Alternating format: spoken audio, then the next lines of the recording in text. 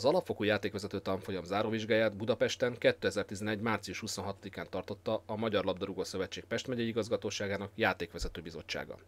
A 41 megjelent hallgató közül 40-en tettek sikeres vizsgát. Közülük 39-en már jelezték, hogy az elkövetkezendő hetekben működni is szeretnének a megyei bajnokságokban. Huták Antal, a Magyar Labdarúgó Szövetség vizsgára delegált szakmai vezetője végig figyelemmel kísérte a vizsganapot, majd honlapunk kérdésére elégedetten összegezte megszerzett tapasztalatait. Ebben a kvázi ínséges időben is az elég szép számmal szokásos időn Pest megye játékvezetés képzésből kivette a részét, azért 41 fő, akik a tanfolyamot elvégezték.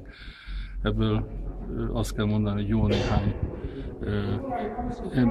hallgató az kiválóan fölkészült. Tulajdonképpen az előadók, az instruktorok, vagy akik az előadást csinálták, vagy tartották, végül is jól dolgoztak, és az ő munkájuknak a dicsérete ez. Most volt csütörtökön a Conventionnek a meghosszabbítással kapcsolatosan a MLS-ben az UEFA részéről egy ellenőrzés vagy egy vizsgálat.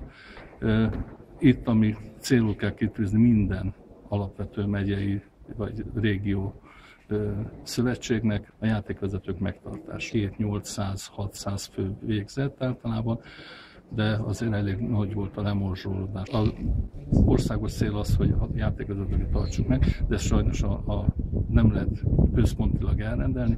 Itt azon kell dolgozni, hogy a megyékkel együtt, hogy kedvet kapjanak és csinálják a játékvezetők. Van jó néhány régió, ahol például már most vizsgázott játékvezetőket, vagy területi szövetségeket, most teljesen mindegy, hogy megnevezem, kiemelten figyelik egyrészt a fizikai képzettséget,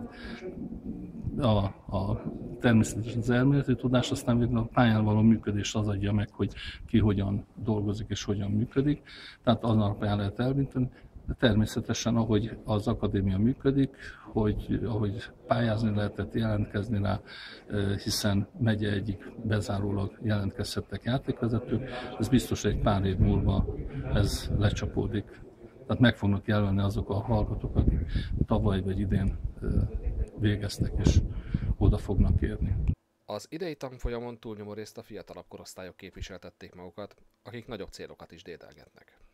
Kisgyerekkorom óta focizok, és mindig is érdekelt, hogy egy játékvezetőnek milyen lehet a másik oldalról néznie, látni a mérkőzést, és úgy gondolom, hogy már elég érett vagyok úgymond hozzá, hogy belelássak én is ezekbe a dolgokba.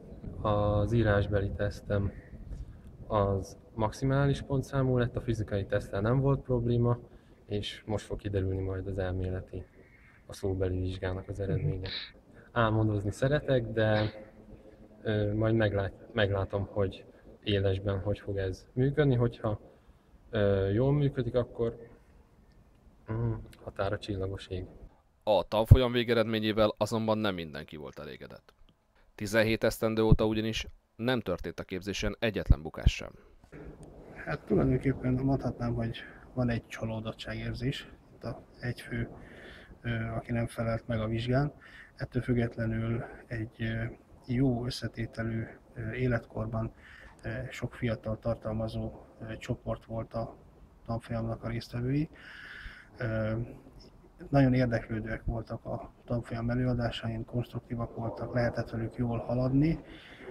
Sajnos azok a célok, amiket a tanfolyam elején kitűztünk, és ez már évek óta visszatérő probléma, hogy a kifejező készségük, a megnyilvánulásuk, a szereplésük, az nem éri el azt a szintet mindenkinél, és hát a mai úgymond bukásnak is ez lett az alapja, hogy nem tudta magát kifejezni a vizsgázó.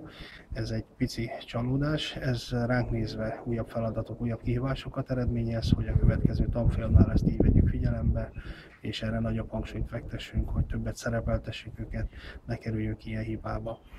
Egyébként több olyan szemét látok, akiben van fantázia, kellő alázattal, meggyőződésem, hogy komoly játékvezetői pályát futhatnak be.